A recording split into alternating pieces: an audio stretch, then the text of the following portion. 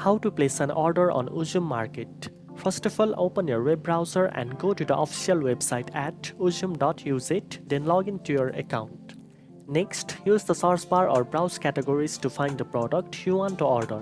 Click on the product to open its details page where you can review the price, specifications, and available options.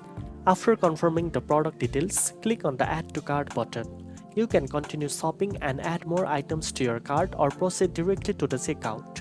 At checkout, review your selected products, enter your shopping address, and choose your preferred payment method.